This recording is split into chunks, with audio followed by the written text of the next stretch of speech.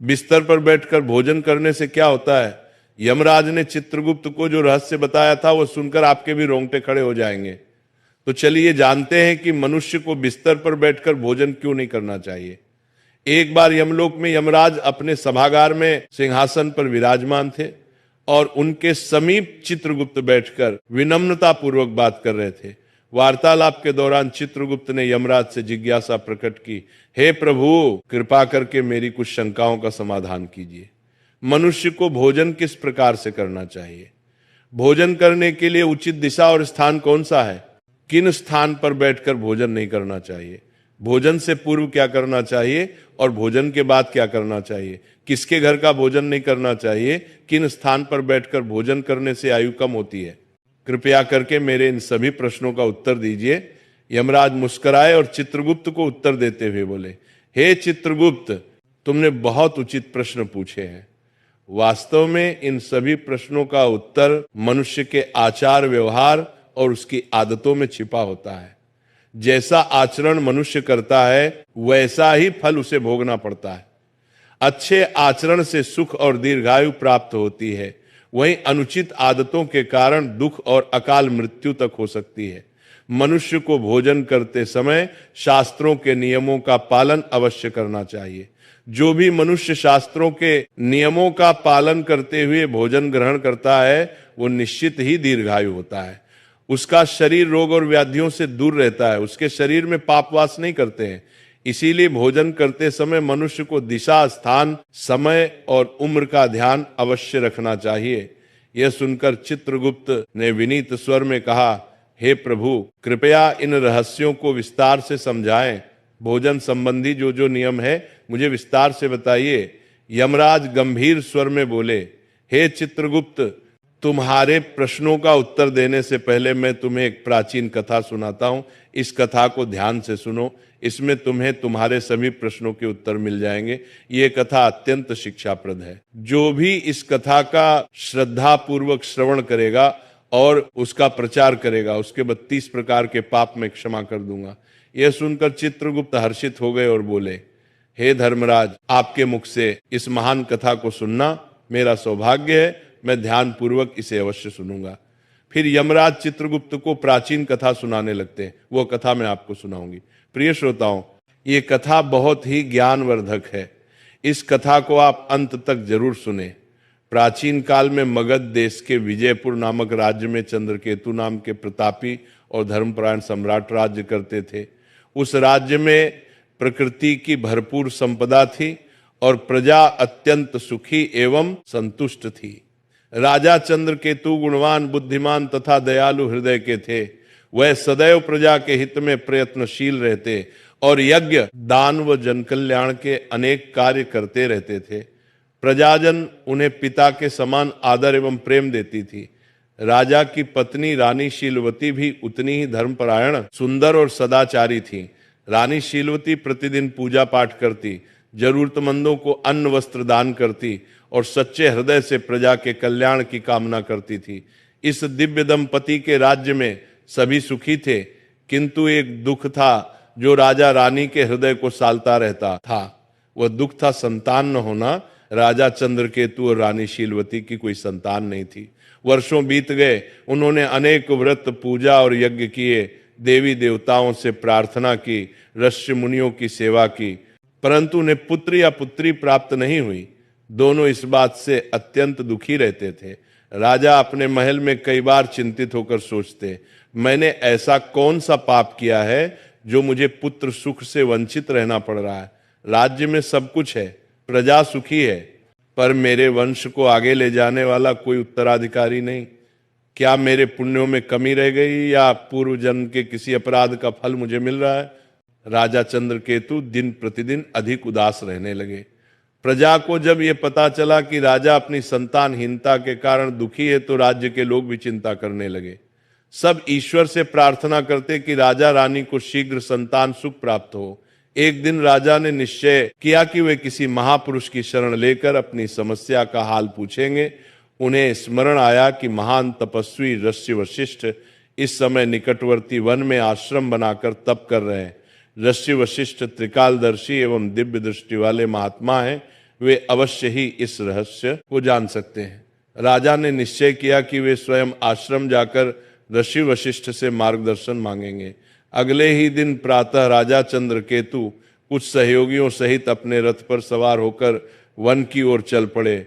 शीघ्र ही राजा वशिष्ठ मुनि के शांत आश्रम पहुंचे, जो हरे भरे वृक्षों से घिरा था और जहां पक्षियों का मधुर कलरव गूंज रहा था। ऋषि वशिष्ठ आश्रम के द्वार पर ही मानो उनकी प्रतीक्षा कर रहे थे।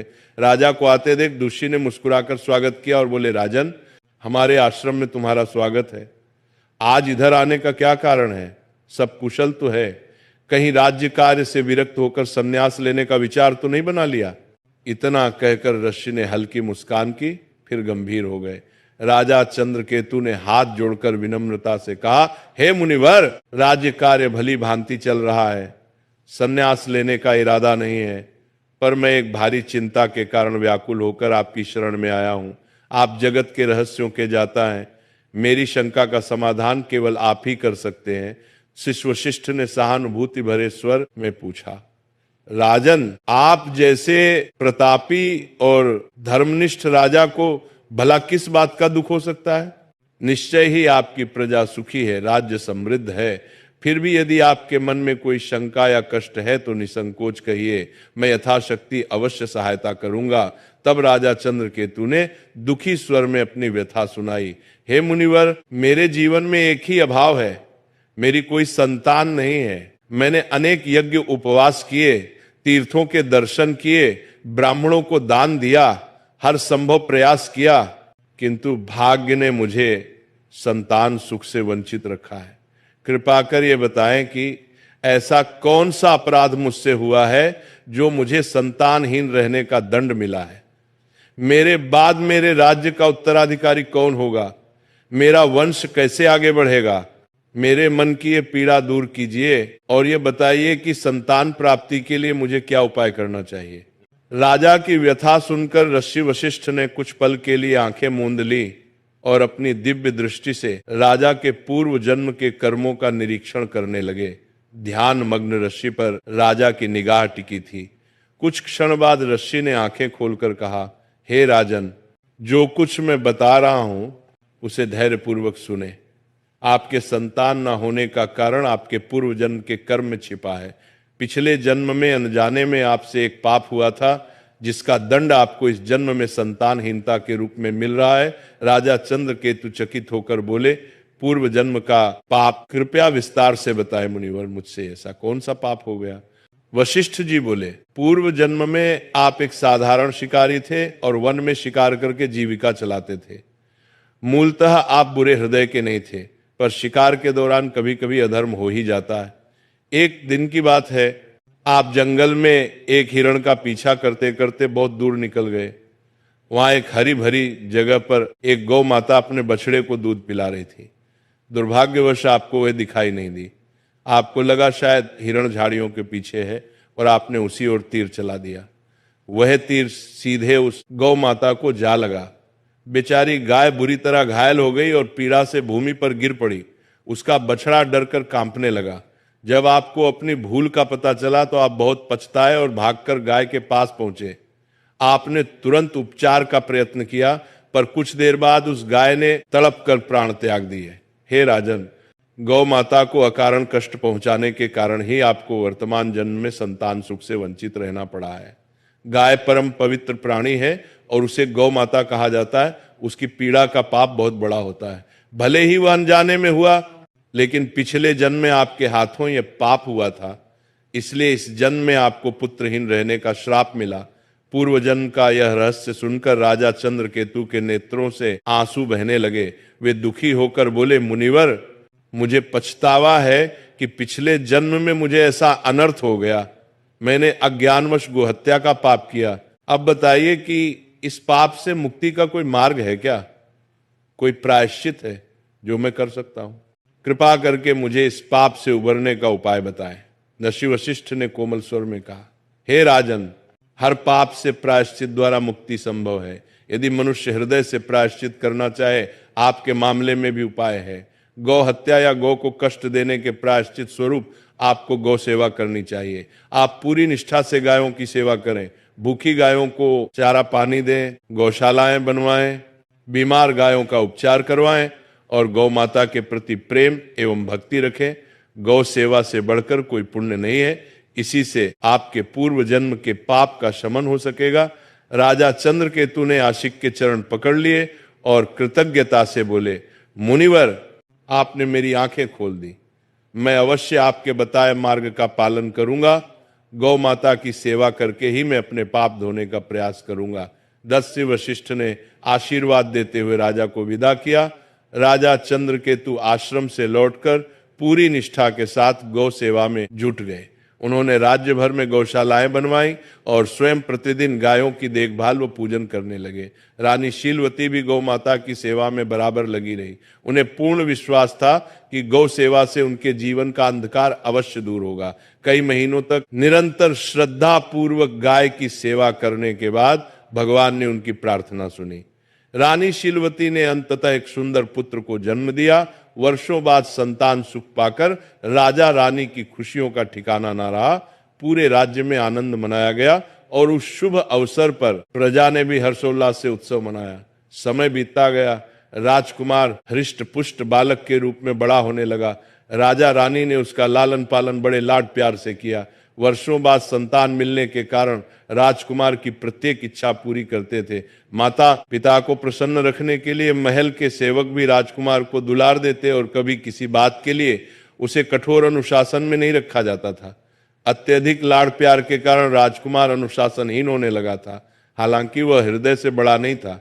बचपन से ही उसे मन मर्जी करने की छूट मिल गई थी। वह सुबह देर तक सोया रहता और बिना नहाए धोए रसोई से नाश्ता मांग लेता। कभी भोजन कक्ष में जाने का कष्ट नहीं करता, बल्कि बिस्तर पर ही भोजन करने की जिद करता।